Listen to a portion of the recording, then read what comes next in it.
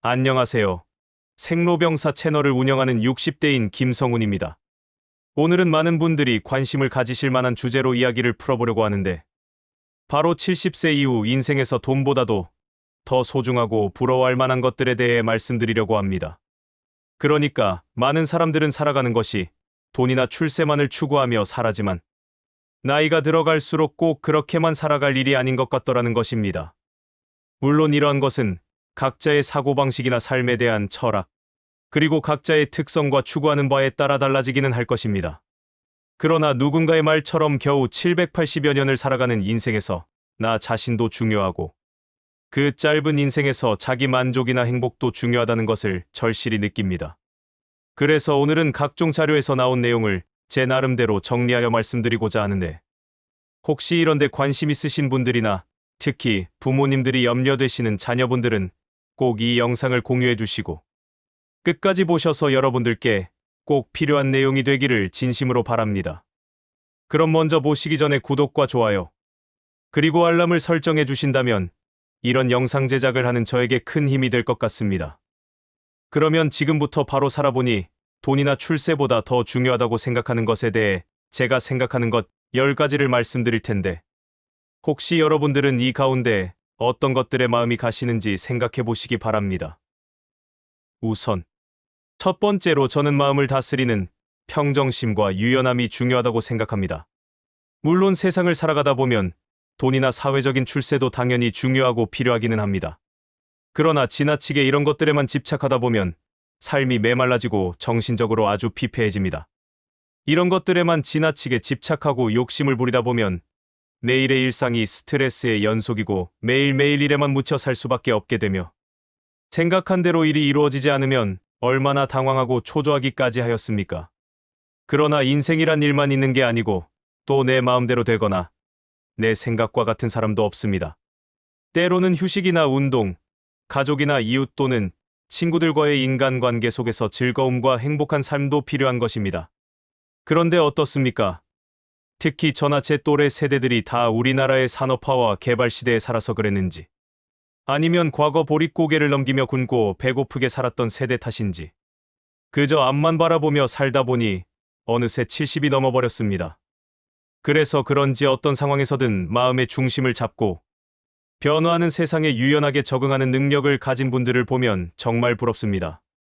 젊을 때 바쁜 일상에서는 작은 일에도 쉽게 화를 내고, 예상과 다른 상황이 벌어지면 당황하기까지 하기 마련이었습니다.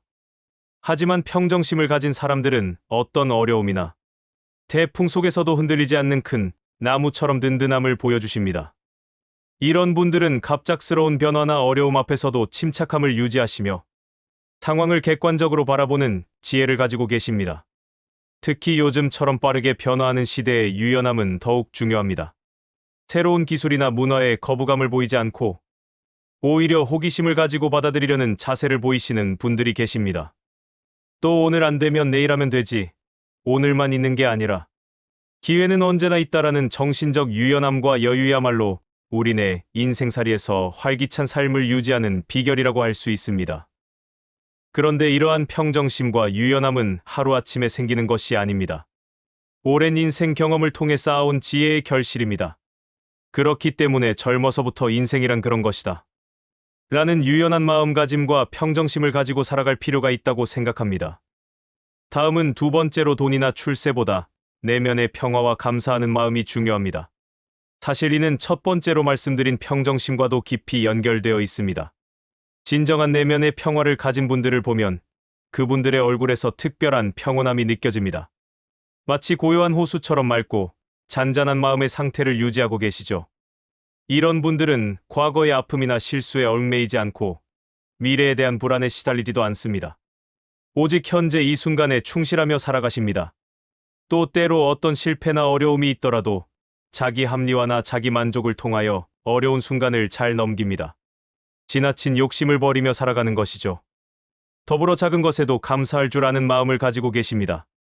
아침에 눈을 뜰 수 있음에 감사하고, 맛있는 식사를 할 수 있음에 감사하며, 가족과 함께 할 수 있음에 감사합니다.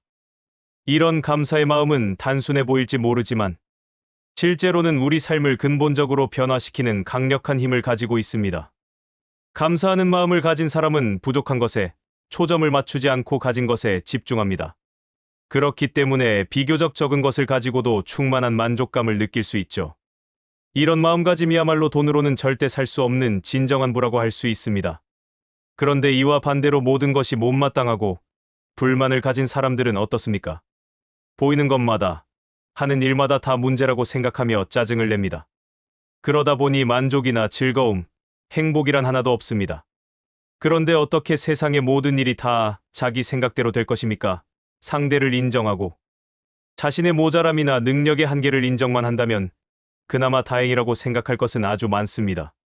그게 바로 감사하는 마음인데 모든 것을 감사하게 생각하기로 말하면 감사하지 않을 것은 사실 하나도 없습니다. 그러므로 자기 만족이나 합리화를 통하여 내면의 평화로 감사하며 살아가는 방법을 찾아보시기 바랍니다. 다음 세 번째로 말씀드릴 것은 목적의식과 존재 이유입니다. 6, 70세가 넘어서도 명확한 삶의 목표와 존재 이유를 가지고 계신 분들은 정말 활력이 넘칩니다. 나이가 들면서 많은 분들이 이제 내가 할 일이 무엇인가? 라는 질문에 직면하게 됩니다. 직장에서 은퇴하고 자녀들이 독립하면서 이전의 역할들이 줄어들기 마련으로 이때 새로운 목적의식을 찾아내는 것은 쉽지 않은 일입니다. 하지만 어떤 분들은 이 시기를 오히려 새로운 출발점으로 여기며 활기차게 살아가는 친구들도 있습니다. 평생 하고 싶었던 일을 시작하거나 다른 사람들을 도우는 봉사활동에 참여하거나 자신의 경험과 지혜를 젊은 세대에게 전하는 역할을 자처하십니다. 이런 목적의식을 가진 분들의 삶은 완전히 다릅니다. 매일 아침 일어날 이유가 있고 해야 할 일이 있으며 누군가에게 의미 있는 존재라는 확신을 가지고 계십니다. 이는 단순히 시간을 보내는 것과는 차원이 다른 삶의 질을 만들어냅니다. 목적의식은 우리에게 방향성을 제시할 뿐만 아니라 어려운 상황을 극복할 수 있는 힘도 줍니다. 존재 이유가 명확한 사람은 일시적인 좌절이나 어려움에도 굴복하지 않고 계속 전진할 수 있는 의지력을 갖게 됩니다. 특히 이렇게 나이가 들다 보니 이제 내가 뭘 더 한다고 또는 이만하면 됐지 라고 생각될 때가 많은데 사실 그럴 일은 절대 아닙니다. 특히 이제는 100세 시대라거나 우리가 아무리 6, 70이 넘었지만 건강도 그런대로 괜찮지 않습니까? 아니 건강하고 활력찬 남은 인생을 위해서라도 목적 없이 살아갈 일이 아니라 뭔가 찾아 나서다 보면 자연히 건강해지고 활기찬 생활을 이어갈 수 있지 않겠습니까? 다음은 네 번째로 돈이나 출세보다 감정 조절 능력과 정신적 유연성입니다. 이는 앞서 말씀드린 평정심과도 밀접한 관련이 있습니다. 나이가 들어감에 따라 우리는 다양한 상실과 변화를 경험하게 됩니다. 사업이나 직장 생활에서의 변화, 인간관계의 변화, 건강의 변화, 은퇴로 인한 각종 변화, 사회적 역할의 변화 등 여러 어려움에 직면합니다. 이런 상황에서 자신의 감정을 적절히 조절할 수 있는 능력을 갖는 것은 정말 아주 소중합니다. 그런데 감정 조절 능력이 뛰어난 분들은 화가 나는 상황에서도 폭발하지 않고 슬픈 일이 있어도 그 감정에 완전히 휩쓸리지 않습니다. 감정을 억압하는 것이 아니라 건강하게 표현하고 적절한 시간 내에 회복하는 능력을 가지고 계십니다. 정신적 유연성 또한 마찬가지입니다. 고정된 사고방식에 갇히지 않고 새로운 관점이나 다른 사람의 의견을 받아들일 수 있는 열린 마음을 유지하는 것입니다. 이런 분들은 나는 원래 이런 사람이야 라고 자신을 규정하지 않고 계속해서 성장하고 발전할 수 있다고 믿으십니다. 이러한 능력들은 단순히 개인의 안녕에만 도움이 되는 것이 아닙니다. 주변 사람들과의 관계에서도 긍정적인 영향을 미치며 가족이나 친구들에게도 좋은 모범이 됩니다. 특히 이와 같은 감정 조절 능력과 정신적 유연성은 정말 많은 인생을 살아보니 다른 어느 것보다 아주 중요하다는 것을 실감할 때가 많습니다. 그러니까 그동안 살아가면서 절실히 느낀 것은 세상을 살다 보면 항상 좋은 때만 있는 게 아니라 어려울 때도 힘들 때도 있기 마련입니다.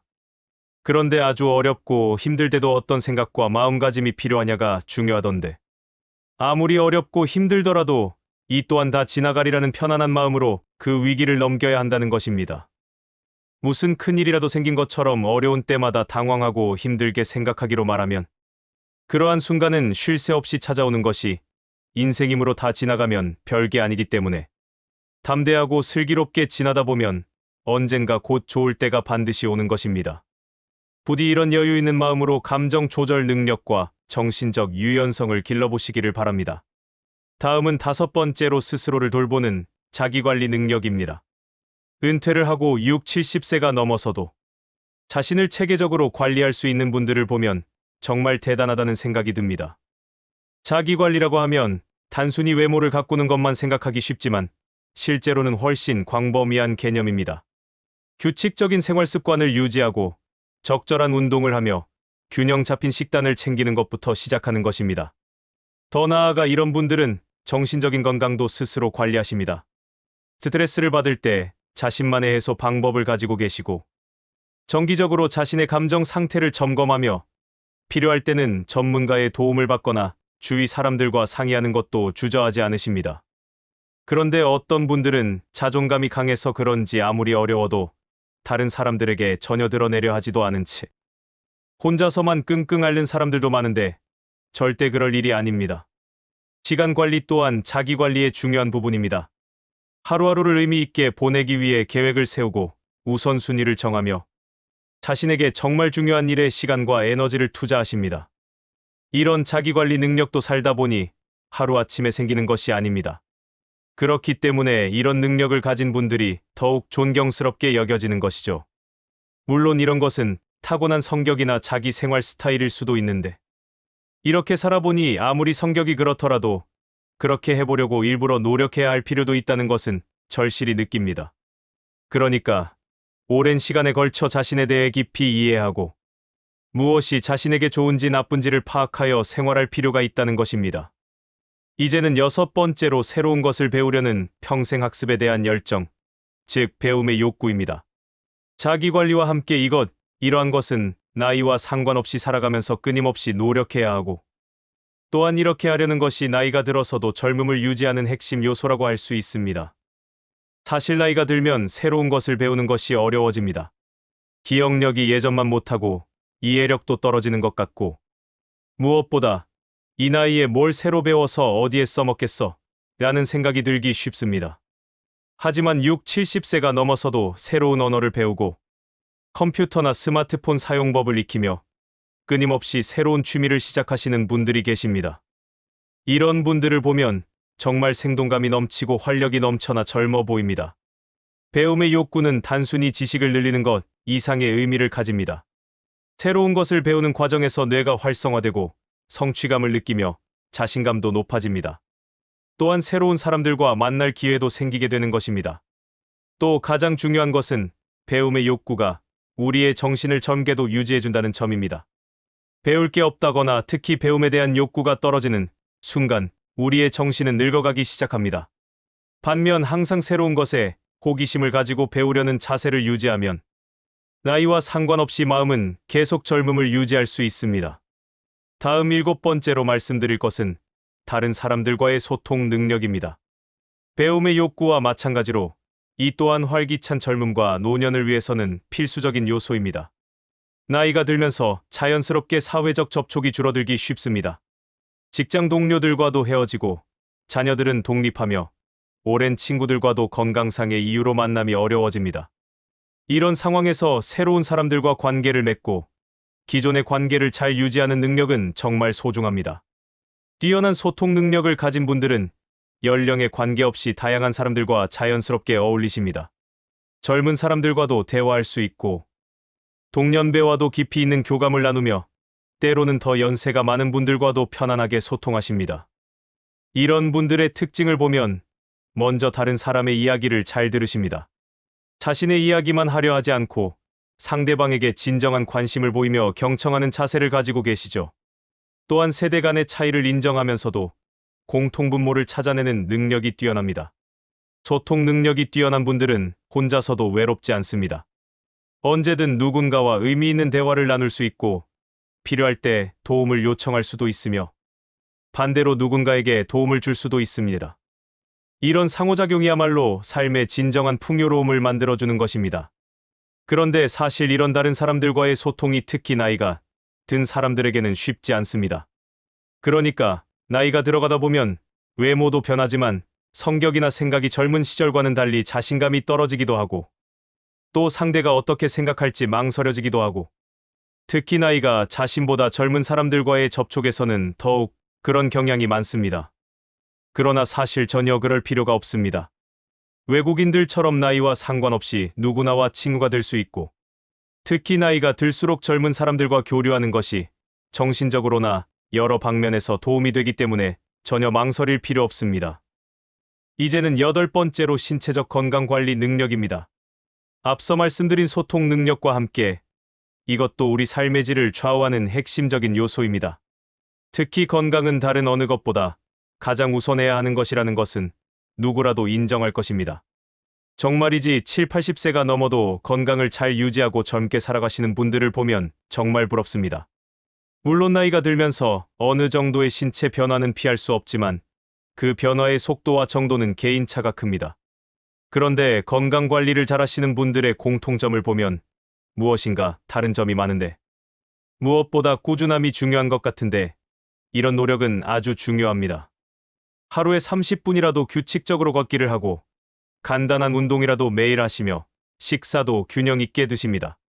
거창한 건강법을 추구하시는 것이 아니라 기본적인 건강 수칙을 꾸준히 실천하시는 것이죠.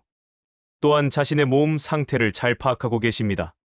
어떤 음식이 자신에게 맞는지, 어떤 운동이 자신에게 적합한지, 언제 휴식을 취해야 하는지를 잘 아시죠. 그리고 정기적인 건강검진도 빠뜨리지 않으시고 작은 이상 신호라도 무시하지 않으십니다. 무엇보다 중요한 것은 건강에 대한 적극적인 태도입니다.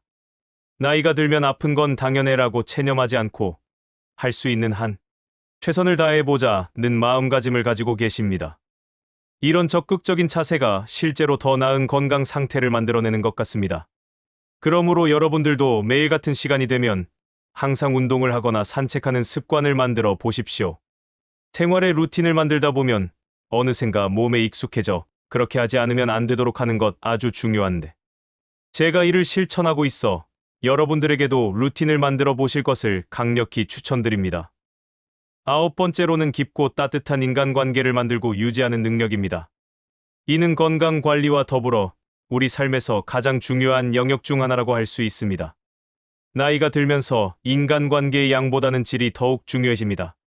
수많은 사람들과 얕은 관계를 유지하는 것보다는 소수의 사람들과라도 진정으로 마음을 나눌 수 있는 깊은 관계를 갖는 것이 훨씬 의미가 있죠. 인간관계를 잘 유지하시는 분들을 보면 몇 가지 공통점이 있습니다. 먼저 진정성이 있습니다. 상대방에게 관심을 보이는 것이 형식적이지 않고 진심에서 우러나오죠. 또한 베풀 줄 아십니다. 항상 받기만 하려 하지 않고 자신이 줄 수 있는 것을 기꺼이 나누시죠. 바로 이런 것이 좋은 인간관계를 유지하는 비결입니다. 더불어 관계에 대한 투자를 아끼지 않으십니다. 중요한 사람의 생일이나 기념일을 챙기시고 어려울 때 먼저 연락을 드리며 함께 시간을 보내는 것을 소중히 여기십니다. 이런 분들 주변에는 항상 사람들이 모입니다. 가족들도 자주 찾아뵙고 친구들도 함께 시간을 보내고 싶어하며 심지어 이웃들까지도 편안하게 여기죠. 이런 따뜻한 인간관계야말로 인생의 후반부를 풍요롭게 만들어주는 가장 큰 자산이라고 할 수 있습니다. 이제는 마지막 10번째로 기억력과 인지능력입니다. 따뜻한 인간관계와 함께 이것도 우리가 진정으로 부러워하는 능력 중 하나입니다. 나이가 들면서 가장 두려워하는 것 중 하나가 치매나 인지능력의 저하입니다. 기억력이 떨어지고 판단력이 흐려지며 새로운 것을 이해하는 능력이 감소하는 것을 경험하게 되죠.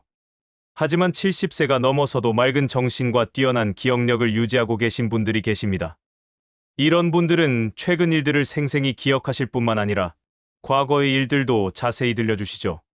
새로운 정보를 받아들이는 것도 빠르고 복잡한 상황에 대한 판단력도 뛰어나십니다. 정말 이런 분들은 제가 직접 나이가 들다 보니 가장 부러운 덕목이던데 아주 부럽습니다. 그런데 인지능력을 잘 유지하시는 분들의 특징을 보면 뭔가가 다른 사람들과 다른데, 그것은 지속적으로 두뇌를 사용하고 계시다는 것입니다. 독서를 하고 새로운 것을 배우며 복잡한 문제에 대해 생각하는 시간을 갖습니다. 또한 사회적 활동을 통해 다른 사람들과 지적인 대화를 나누시기도 하죠. 무엇보다 이런 분들은 자신의 인지 능력을 믿고 계십니다. 나이가 들어서 기억력이 나빠졌어 라고 미리 포기하지 않고 아직 할 수 있어 라는 자신감을 가지고 계시죠. 이런 긍정적인 마음가짐이 실제로 인지 능력 유지에도 도움이 되는 것 같습니다. 실제 아무리 일기를 쓰고 어딘가에 기록을 한다 해도 기억력 이상 편하고 확실한 것은 없잖습니까? 특히 나이가 들다 보니 요즘은 무슨 비밀번호도 그렇게 많고 또 뭔가를 할 때마다 암호를 사용해야 할 때가 많은데 가끔 현관 비밀번호가 떠오를 때도 있는데 이런 때 정말 당황스럽습니다. 물론 치매까지 생각할 필요는 없지만 그래도 이런 때 그런 염려도 되는데 기억력이나 인지 능력이 떨어지지 않도록 음식이나 할 수 있는 모든 것을 해서 아무쪼록 여러분 모두 부디 건강하고 평안한 노후를 보내시기를 간절히 바랍니다. 자, 이제까지 은퇴 후 돈보다 더 부러운 것 10가지에 대하여 상세하게 설명드렸습니다. 어떻습니까? 여러분들은 오늘 말씀을 어떻게 들으셨는지 모르겠는데 물론 어느 정도 돈이나 출세는 당연히 필요하고 또 사람들에 따라서는 어느 것이 더 중요한지 다르게 생각하실 수도 있습니다. 그러나 모두에서 말씀드린 것처럼 인생 전체를 보면 돈이나 출세보다 보다 행복하고 평안하게 살아가기 위해서는 마음이 생각이 더 중요해 보여서 오늘 이런 말씀을 드려봤는데 여러분들은 어떻게 생각들 하시는지 궁금합니다. 또 어느 것이 더 우선일지도 각자가 다를 텐데 여러분들의 의견도 댓글로 남겨주시기 바라며 혹시 여러분들께서도 오늘의 영상이 도움이 되셨다면 부모님이나 친구분들에게도 공유도 해주시고 또 구독과 좋아요, 알람도 설정해 주시기 바랍니다. 그리고 다음 영상에서는 맨발 걷기와 건강에 대하여 말씀드릴 테니 많은 시청을 바라며 그럼 오늘은 이것으로 줄이도록 하겠습니다.